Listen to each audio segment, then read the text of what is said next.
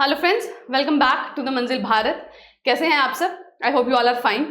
हम पढ़ रहे थे polity for the upcoming JKP constable exam. आज हम स्टार्ट करेंगे फंडामेंटल राइट्स। ये एक लेंथी टॉपिक होने वाला है, तो इसलिए इसे हम 2 पार्ट्स में डिवाइड करेंगे। आज हम करेंगे fundamental rights part 1।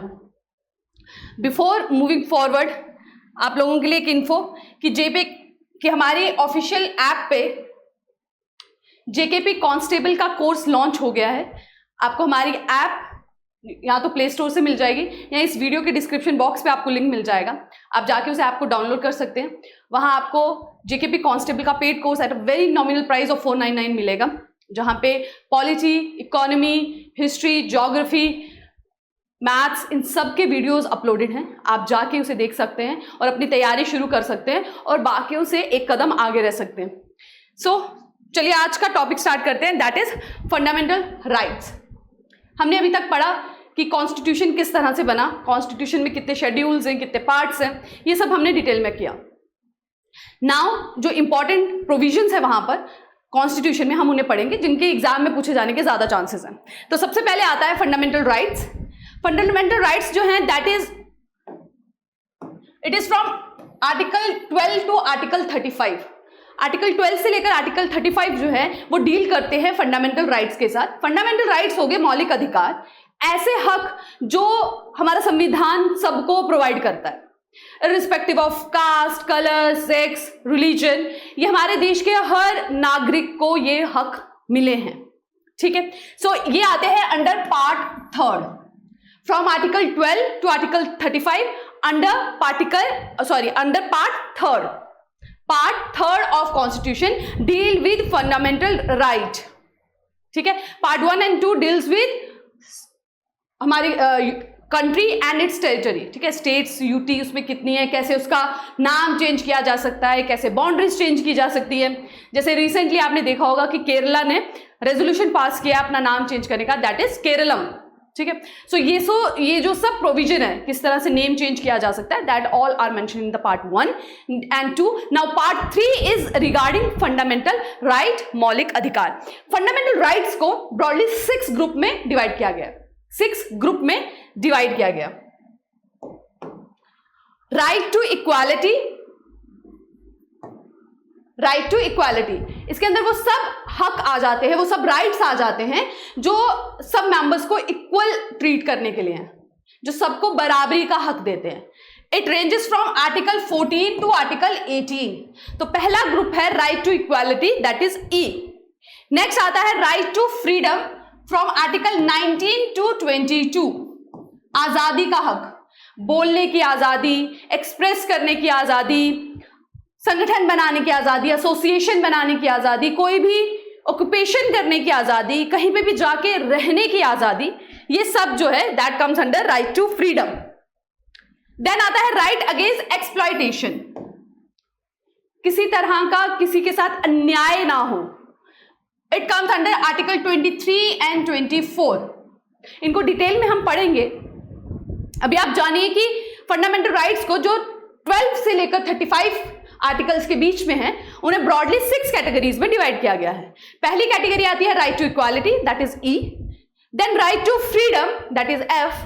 Then right against exploitation, अन्याय के खिलाफ, दैट इज ई। देन आता है right to freedom of religion, धर्म का आजादी, धर्म की आजादी। आप अपने किसी भी धर्म को माने, आपको कोई धर्म नहीं मानना है, ये भी आपको आजादी है। आप अपने धर्म को प्रमोट करें, उसके इंस्टीट्यूशन को एस्टैब्लिश करें, सब आजादी आपको है, ठीक है। नेक्स्ट आता है cultural and educational right. Cultural and educational right, जो माइनॉरिटी सेक्शंस हैं उनको ये आजादी हो ताकि वो अपने कल्चर को प्रमोट कर सके, बचा सके, ठीक है। उन्हें उनकी मदर टंग में पढ़ाया जाए, उन्हें उन सब स्क्रिप्चर्स को प्रिजर्व करने की आजादी हो। These all are mention under 5th category, that is cultural and educational right. And last comes the right for constitutional remedies. सो ये क्या बन गया, EFERER,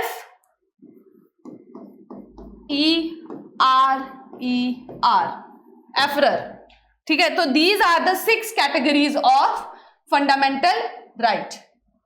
कॉन्स्टिट्यूशनल रेमेडीज क्या होती है कि जब आपसे आपका फंडामेंटल राइट छीना जाए या किसी तरह से किसी भी एक्टिविटी से, वो कोई पर्सन हो, वो गवर्नमेंट हो, कोई ऑफिस हो, आपसे आपका हक छीने, तो आप क्या करेंगे? आप किसके पास जाएंगे? आप डायरेक्टली कोर्ट के पास जा सकते हैं, ठीक है, under this right that is constitutional remedies. क्योंकि ये हक आपको कॉन्स्टिट्यूशन ने प्रोवाइड किए हैं, संविधान ने प्रोवाइड किए हैं। तो अगर ये कोई छीनता है या इसको किसी भी तरह से अबॉलिश होते हैं तो आप डायरेक्टली कोर्ट्स के पास जा सकते हैं, supreme court and high court, ठीक है। So these are the 6 categories. ये कैटेगरी भी आपको ध्यान रखनी है कि कौन कौन सी कैटेगरी है और उसमें क्या क्या आर्टिकल होते हैं। फाइन, अब हम इन्हें 1 बाय 1 डिटेल में पढ़ते हैं। इनिशियली जब कॉन्स्टिट्यूशन बना था तो उस टाइम पे 7 फंडामेंटल राइट्स थे, 7 ब्रॉड फंडामेंटल राइट्स, ठीक है। ये जो 6 मैंने अभी बताए हैं ये, एंड इंक्लूडिंग एक और राइट था, that is right to property, property का हक। ये भी जब कॉन्स्टिट्यूशन बना तो सबके पास राइट टू प्रॉपर्टी भी था, लेकिन 44th अमेंडमेंट एक्ट से 44th अमेंडमेंट एक्ट जो लाया गया 1978 में, उसे राइट टू प्रॉपर्टी को फंडामेंटल राइट की लिस्ट से हटा दिया गया और इसे बना दी गया लीगल राइट। कॉन्स्टिट्यूशनल राइट से बन गया ये लीगल राइट, ठीक है। So now it has been made a legal right under article 300A। तो क्वेश्चन बन सकता है कि ओरिजिनली फंडामेंटल राइट्स कितने थे? 7 थे। Now there are 6। कौन सा फंडामेंटल राइट थे which has been removed? So right to property था, जो कि रिमूव किया गया 44th कॉन्स्टिट्यूशनल अमेंडमेंट एक्ट 1978 के द्वारा, और अब ये बन गया है legal act under article 300A। Legal act होता है जो कानून के द्वारा दिया जाता है, कॉन्स्टिट्यूशन जो संविधान के द्वारा दिया जा रहा है, ठीक है। और अमेंडमेंट जो है वो, जैसा मैंने आपको प्रीवियस लेक्चर में बताया कि हमारा जो कॉन्स्टिट्यूशन है, जो संविधान है, वो फ्लेक्सिबिलिटी और स्ट्रिक्टनेस का बड़ा ही यूनिक कॉम्बिनेशन है। उसमें कुछ चेंजेस ला भी सकते हैं एंड जो उसका बेसिक स्ट्रक्चर है, जो उसका मूल रूप है, उसे चेंज नहीं भी कर सकते। वो इक्वालिटी की बात करता है, फ्रेटर्निटी की बात करता है, जस्टिस की बात करता है, तो ये चीजें नहीं निकाली जा सकती, चेंज नहीं की जा सकती। बट कुछ चीजें with the change in time, technology के आने पर, नीड्स के चेंज होने पर, जो डिमांड्स और नीड्स बदलती है सोसाइटी की, उस हिसाब से कुछ चेंजेस लाए भी जा सकते हैं, और वो चेंजेस लाने का तरीका है अमेंडमेंट। अब आप मुझे कमेंट सेक्शन में बताएंगे कि अमेंडमेंट का जो प्रोसीजर है वो हमने किस कॉन्स्टिट्यूशन से बोरो किया है। इससे पता लगेगा कि आप ध्यान से लेक्चर सुन रहे हैं और आपकी प्रिपरेशन साइड बाय साइड हो रही है। फाइन, चलिए। So article 12 and article 13, actual में जो जितने भी फंडामेंटल राइट है वो आर्टिकल 14 से स्टार्ट होते हैं। आर्टिकल 12 डिफाइन करता है स्टेट को, कि जहां जहां भी स्टेट की बात की गई है तो स्टेट क्या है। स्टेट में सेंट्रल गवर्नमेंट भी आती है, स्टेट गवर्नमेंट भी आती है, लोकल गवर्नमेंट भी आती है, स्टेट की जो ऑर्गेनाइजेशंस हैं, ठीक है, पब्लिक ऑफिसेज जो है वो भी इन द आप कहें इन टर्म्स ऑफ स्टेट में इंक्लूड होते हैं। और आर्टिकल 13 में ये बोला गया है कि कोई भी कानून अगर बनाया जाता है सरकार के द्वारा और वो फंडामेंटल राइट को कहीं ना कहीं इंटरफियर कर रहे हैं, उसको छीन रहा है, तो उस कानून को नल एंड वॉइड बना दिया जाएगा। कोई भी कानून अगर मौलिक अधिकारों, सिटीजन्स के मौलिक अधिकारों को छीनता है या उनके साथ इंटरफियर करता है तो उसे नल एंड वॉइड बोल दिया जाएगा। So these 2 things are mention in article 12 and article 13। और आर्टिकल 14 से हमारे फंडामेंटल राइट शुरू हो जाते हैं। नाउ ये जो फंडामेंटल राइट्स हैं आर्टिकल 14 से आर्टिकल 32 तक, उसमें से कुछ राइट्स ऐसे हैं जो सिर्फ भारत के नागरिकों को मिलते हैं, और कुछ राइट्स ऐसे हैं जो हमारे देश में अगर फॉरेनर्स भी आते हैं ना, जब तक हमारे देश में वो रहते हैं उनको वो भी मिलते हैं, ठीक है। सो वो कौन कौन से राइट्स हैं? सो पहले है fundamental rights which are available only to citizens and not to foreigners. हमारे देश में जो फॉरेनर्स आते हैं उनको वो अधिकार नहीं है, वो अगर हमारे देश में रह भी रहे हैं उन्हें वो अधिकार नहीं है। सिर्फ भारत के नागरिक को जो सिटीजनशिप यहाँ की ले लेते हैं उन्हें वो अधिकार मिलते हैं। वो क्या क्या है? पहला है आर्टिकल 15, ठीक है। आर्टिकल 15 किसकी बात करता है वो अभी हम डिटेल में पढ़ें। आप इसे ध्यान रखिए कि कौन कौन से आर्टिकल्स जो हैं जो सिर्फ सिटीजन ऑफ इंडिया को मिलते हैं। That is article 15, article 16, article 19, 29 and 30, ठीक। एक ओवरव्यू मैं आपको दे देती हूँ। आर्टिकल 15 बात करता है कि किसी भी नागरिक में, किसी भी सिटीजन ऑफ इंडिया में किसी भी प्रकार का भेदभाव नहीं किया जाएगा, सेक्स के बेस पे, रिलीजन के बेस पे, कास्ट के बेस पे, वो आर्टिकल 15 कहता है। आर्टिकल 16 बात करता है कि जब ऑक्यूपेशन की बात होगी, गवर्नमेंट ऑफिसेज की बात होगी, तो पब्लिक एम्प्लॉयमेंट की बात होगी, तो भी इन सब कैटेगरीज पे भेदभाव नहीं किया जाएगा, ठीक है। देन आर्टिकल 19 बात करता है फ्रीडम की, कि आपको बोलने का हक है, बात करने का, एक्सप्रेशन का, एसोसिएशन का। Article 29 and 30 is related to minorities, ठीक है। तो ये जो हक हैं, आर्टिकल 15, आर्टिकल 16, आर्टिकल 29, 30 एंड 19, ये सिर्फ भारत के नागरिकों के पास है, ठीक है। 15, 16, 19, 29 and 30, these are available to only citizen of India, clear है। अब वो जो हमारे देश के नागरिकों को और फॉरेनर्स को भी मिलते हैं, except enemy aliens. Enemy aliens क्या है? जो हमारे दुश्मन देश है, ठीक है, पाकिस्तान के नागरिक आ जाते हैं, उन्हें, बांग्लादेश के आ जाते हैं, उन्हें ये हक नहीं है, ठीक है। तो वो कौन कौन से हो गए? That is article 14, 20, 21, 22, 23।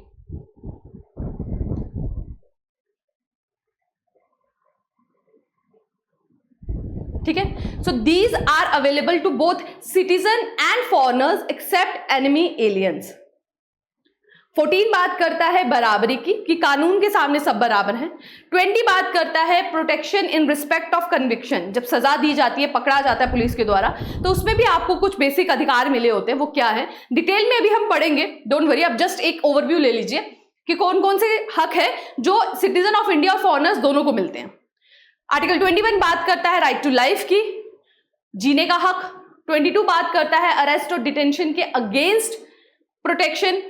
23 बात करता है सुरक्षा अगेंस्ट एक्सप्लॉयटेशन, ट्रैफिकिंग और चाइल्ड लेबर, फोर्स लेबर, ये सब के अगेंस्ट जो है प्रोटेक्शन प्रोवाइड की जाए। तो ये भी भारत के नागरिकों और फॉरेनर्स दोनों को अवेलेबल है। एंड लास्ट आता है right to freedom of religion, that is article 25 and 28।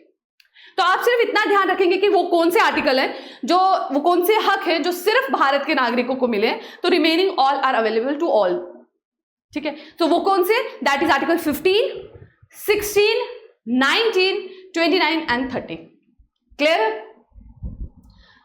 अब हम पढ़ेंगे आर्टिकल्स को, फंडामेंटल राइट्स को डिटेल में। पहले आता है पहली category, that is right to equality, article 14 to article 18। Right to equality, बराबरी का हक। आर्टिकल 14 बात करता है कि हमारे देश का हर नागरिक इंक्लूडिंग फॉरेनर्स कानून की नजर में सब एक है।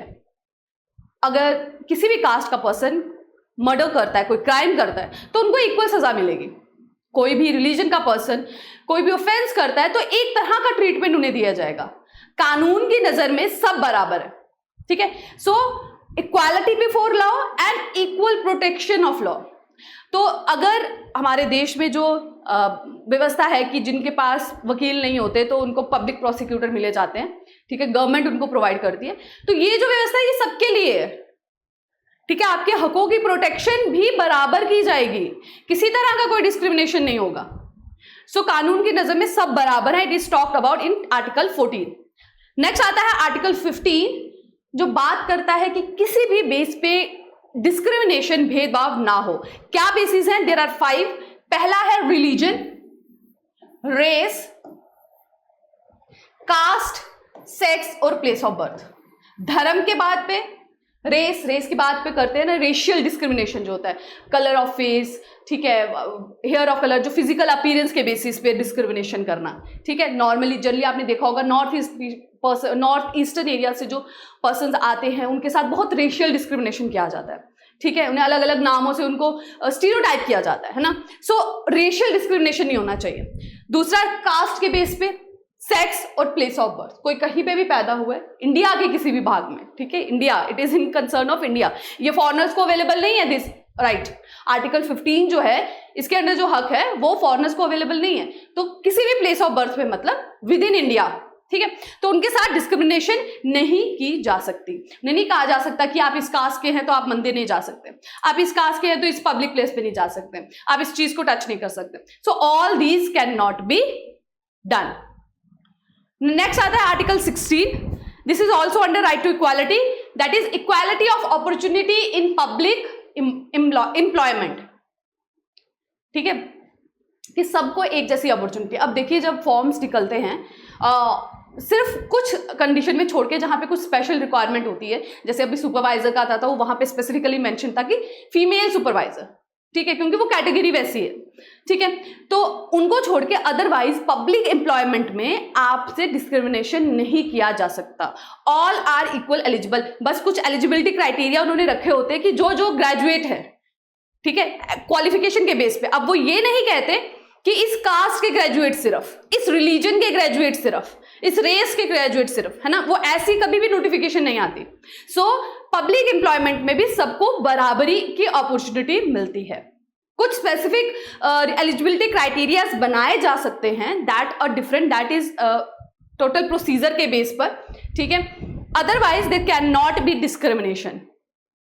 का जो ग्राउंड्स है वो सेम रहेंगे, that is religion, race, caste, sex, descent भी लिखा गया है एक और चीज, that is and place of birth.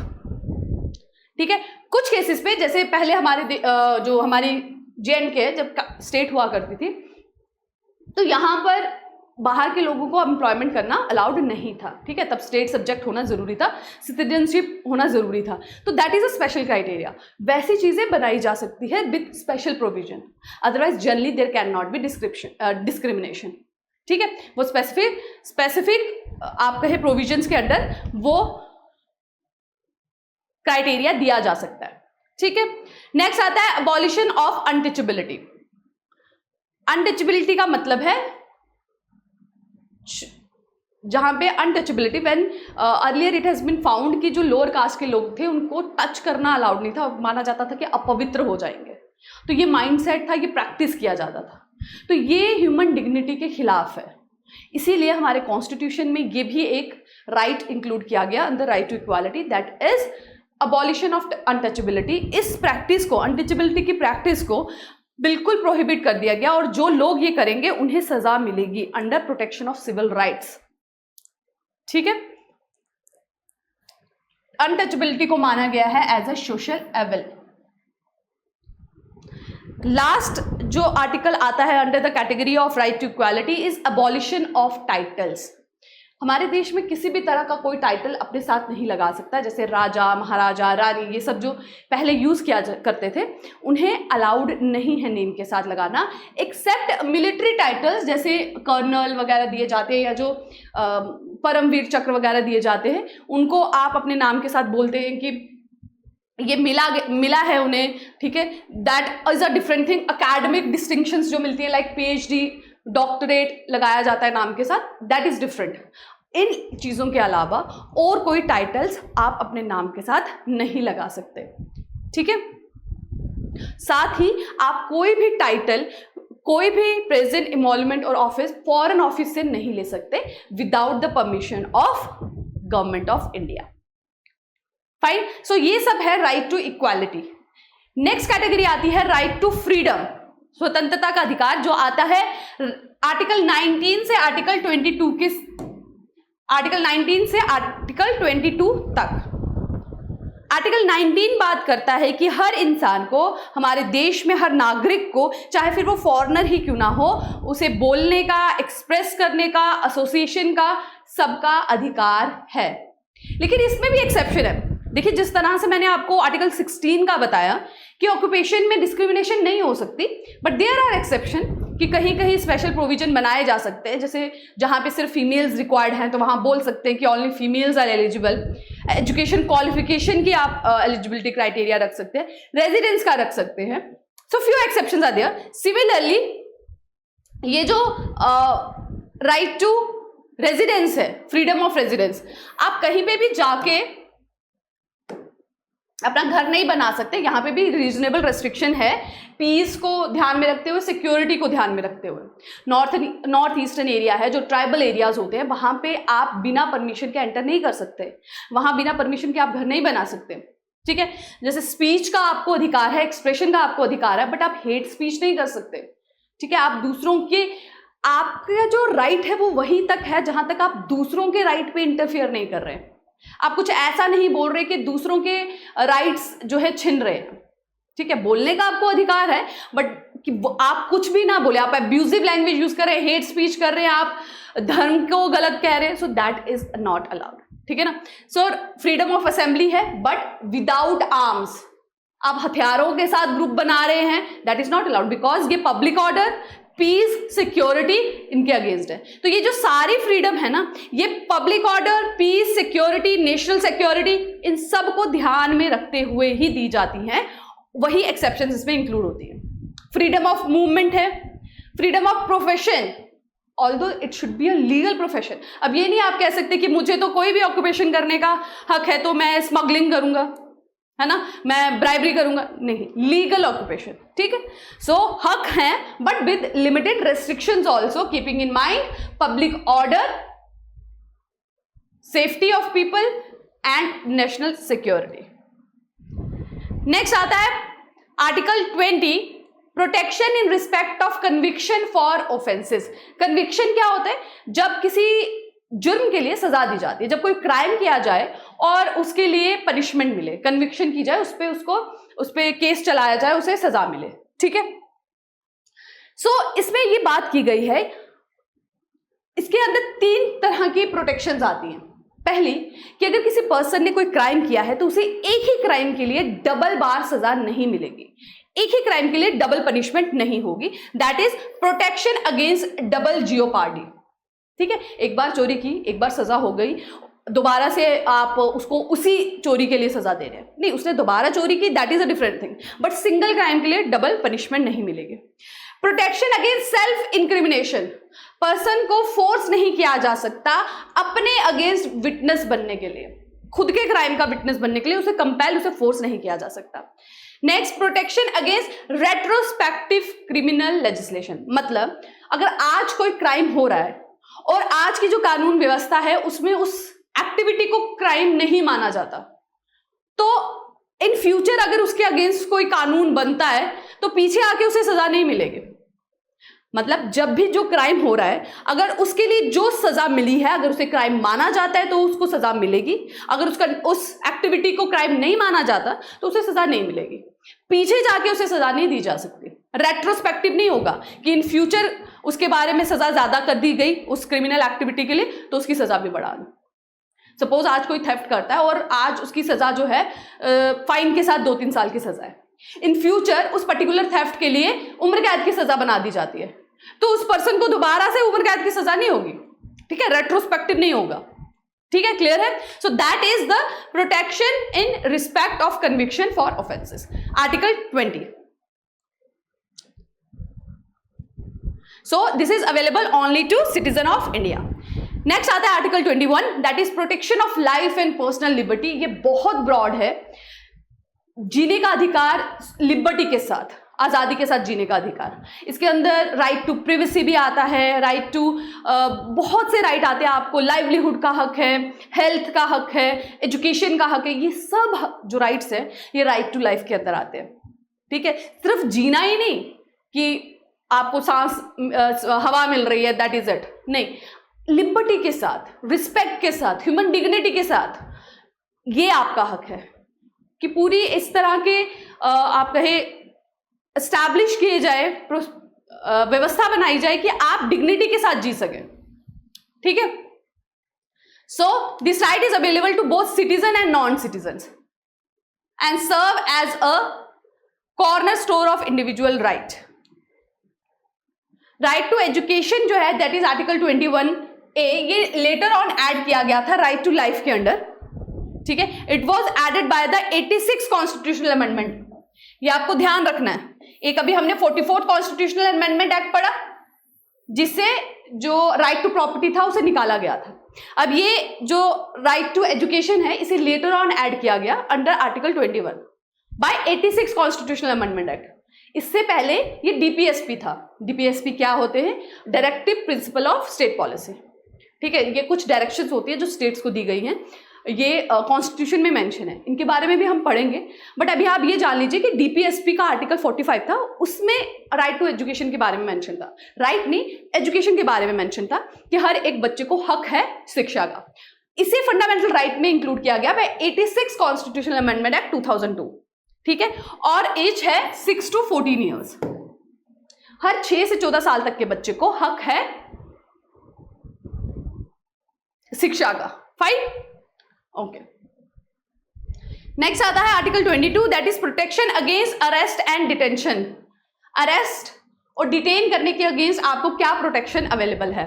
So article 22 कहता है कि जो लोग जो क्रिमिनल्स या आप कहे जो एक्यूज्ड, क्रिमिनल से ज्यादा बेटर होगा एक्यूज्ड, जिन्हें अरेस्ट किया जाता है या डिटेन किया जाता है, उनको कुछ सेफगार्ड्स प्रोवाइड किए गए हैं। अब डिटेंशन 2 टाइप की होती है। डिटेंशन मतलब निष्कासित करना, निकालना। एक हो गई प्रिवेंटिव और एक होगी प्यूनिटिव। प्रिवेंटिव मतलब कि अभी कोई क्राइम हुआ नहीं है बट खतरा है कि क्राइम हो सकता है। अभी कुछ गलत एक्टिविटी हुई नहीं है बट ऐसा लगता है कि ये पर्टिकुलर पर्सन जो है पब्लिक ऑर्डर को डिस्टर्ब कर सकता है, सिक्योरिटी को डिस्टर्ब कर सकता है, तो प्रिवेंटिव एक्टिविटी होने से पहले ही उसे डिटेन कर दिया जाना, ऑफेंस होने से पहले ही उसे रोक देना। आपने देखा होगा वो कर देते हैं ना, होम अरेस्ट कर देते हैं, सिर्फ it is preventive detention. Home arrest करते हैं कि चांसेस है कि ये न्यूसेंस क्रिएट कर सकते हैं, क्योस कर सकते हैं। नेक्स्ट आता है प्यूनिटिव डिटेंशन, जब एक्चुअल में क्राइम हो जाए उसके बाद डिटेन किया जाए, ठीक है, कोर्ट के द्वारा। Okay, so that is it for today's lecture. आज के लिए इतना ही रखते हैं, दैट इज आर्टिकल 22 तक। इसके आगे के जो लेक्चर्स है, आगे के जो आर्टिकल्स हैं, आगे के जो राइट्स है, वो हम नेक्स्ट वीडियो लेक्चर में पढ़ेंगे। तब तक के लिए आप इनको अच्छे से रिवाइज कीजिए, लर्न कीजिए और अपनी तैयारी को जारी रखिए। मिलेंगे नेक्स्ट वीडियो लेक्चर में आगे के फंडामेंटल राइट्स के साथ। तब तक के लिए टेक केयर, थैंक यू।